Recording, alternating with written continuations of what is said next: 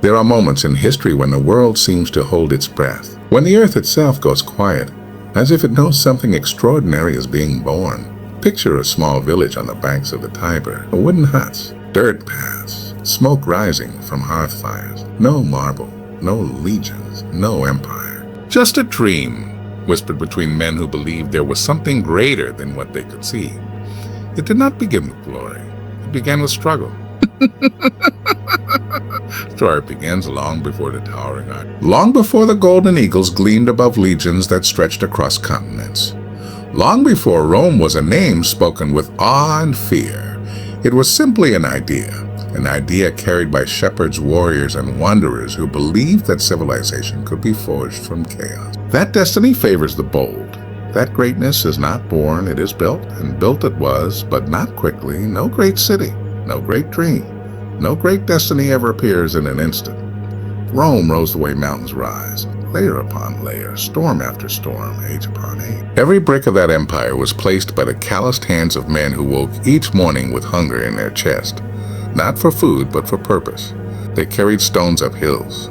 They carved roads through forests. They dug aqueducts beneath scorching suns. They fought wars not for plunder alone, but for the belief that Rome could become something eternal. And slowly, ever so slowly, that belief became flesh, became stone, became law, became legend. This is the truth the world forgets. Rome was not built in a day because greatness never is. Greatness demands patience, the kind that endures storms, droughts, and defeat. Greatness requires discipline, not once, but every single day. The kind that wakes before dawn, trains while others sleep, and works while others doubt. Greatness is persistence in the face of failure. It is the courage to begin again, and again, when the world says it cannot be done. Rome grew because men refused to give up when progress was slow, because leaders refused to bow when enemies closed in, because citizens believed that tomorrow could be better. Every victory carved into history's memory was once a moment of uncertainty. Every triumph began as a question. Will we continue, or will we surrender? And Rome, in its rising, chose to continue, brick by brick, law by law, battle by battle, generation by generation. Greatness is not a lightning strike, it is the steady burn of an eternal flame. And those who seek greatness in their lives, their ambitions, their dreams, must understand this lesson. We fail not because we are unworthy, but because we are impatient. We desire the glory without the pride. The empire without the foundation. The triumph without the years of quiet work done unseen. But Rome teaches us, if you want something to last forever, you must be willing to build it slow. So we honor the hands that built the walls, the minds that forged the laws, the hearts that withstood the storms. They didn't know they were building an empire. They only knew they were building. Today, and tomorrow, and the day after that. Until one day, the world looked up, and Rome stood like a mountain against the horizon. Vast, unshakable, eternal. This is where greatness begins. Not in the glory, but in the very first stone. But greatness has a shadow, and the higher a city rises, the further it has to fall. Rome in its glory shone brighter than any civilization the world had ever known. Marble temples gleamed beneath the sun. The Senate House echoed with voices that shaped the fate of nations. Legions marched like thunder across continents, and the world trembled when the eagle's standard was raised. But power has a way of whispering lies to the human heart. For a long time, Rome was disciplined, forged in struggle, sharpened by necessity. It grew because the men who led it remembered where they came from. They remembered the hunger, the cold, the sleepless nights, the battles that seemed unwinnable but were won through will alone. But when the empire stretched from the misty lands of Britannia to the deserts of Arabia, when gold poured through its gates like rivers, when victory began to feel guaranteed, something changed. The hunger faded, the discipline softened, the purpose blurred. The Roman citizens who once labored with pride now demanded comfort. The leaders who once served with honor now sought luxury. The soldiers who once marched for Rome now marched for personal glory or for pay. And corruption like rot beneath polished wood began to spread. You see, decline does not announce itself with a trumpet. It enters quietly, in moments of compromise so small no one notices. A coin taken here, a law bent there, a promise broken in silence. What built Rome was unity, a belief that every citizen was part of something greater than themselves. What began to weaken Rome was the rise of the self over the whole. And when pride took hold, arrogance followed. Leaders spoke of Rome as if it could never fall, as if its walls were immortal, as if its name alone would stand when every other kingdom had vanished. But the moment you believe you cannot fall, you already have. The marble began to crack long before the walls were breached. The Senate became a stage for ambition instead of duty. The army became divided, generals fighting each other for power instead of defending their homeland. While Rome feasted, its enemies sharpened their swords. While Rome argued, its borders weakened. While Rome slept beneath silk sheets, the world outside waited, not with haste, not with fury, but with patience. For every empire carries within it two forces, the fire that builds and the shadow that destroys. And when the fire weakens, the shadow grows bold. What once had taken centuries to create, strength, unity, discipline, began to fade in the span of a few lifetimes. And all the while, Rome believed itself eternal. But no empire is eternal.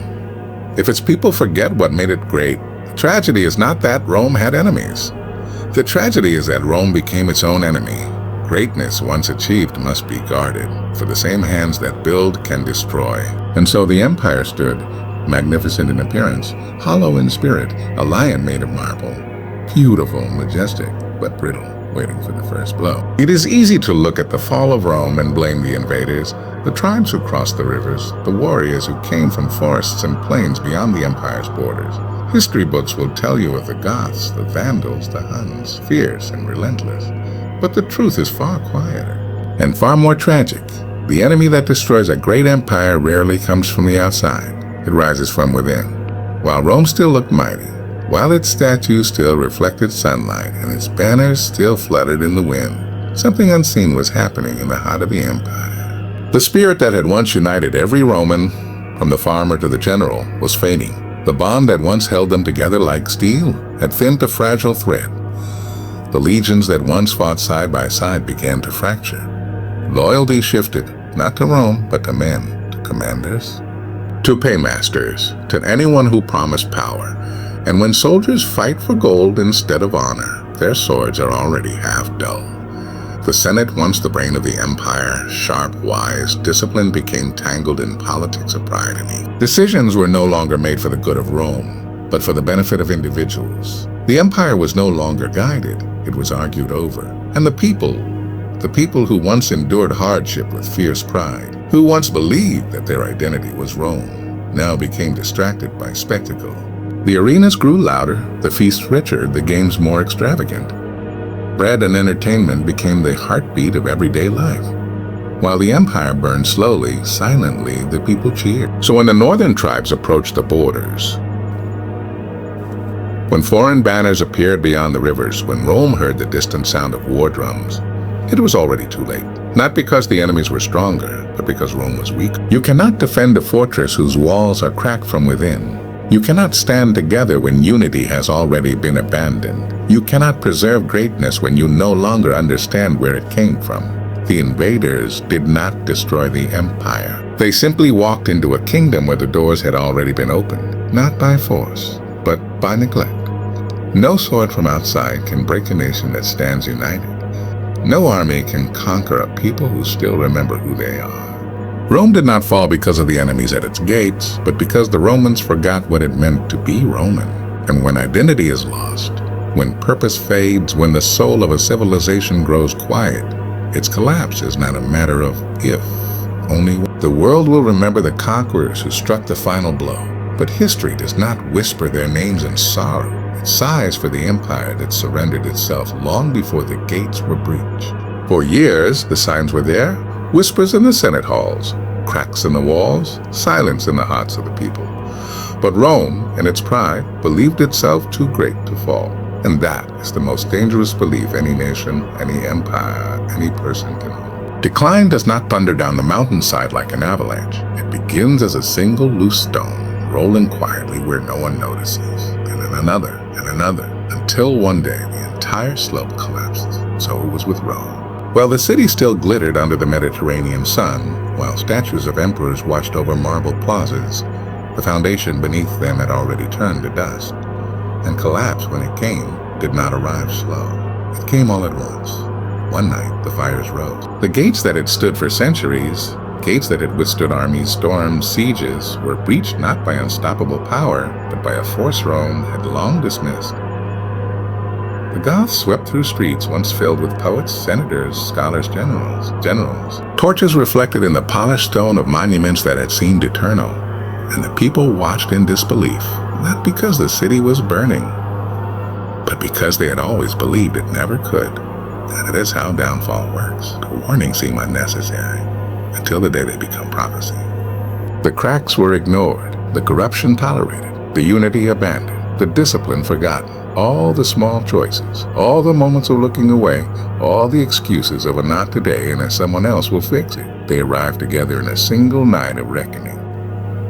A city that had taken 1,000 years to build, a civilization that had shaped language, law, architecture, and power for the entire Western world, fell in hours. Just like that. The temples that once echoed with prayers collapsed into ash. Libraries that held the knowledge of generations burned, their wisdom lifting into the sky as smoke.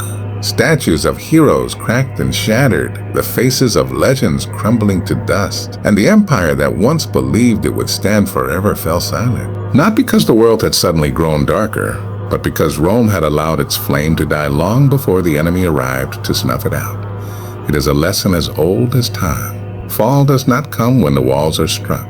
Fall comes when the heart gives up. The final collapse is only the moment the world sees. The true destruction happens long before, unseen, ignored, denied. For Rome, that moment was a sunrise that rose over smoke.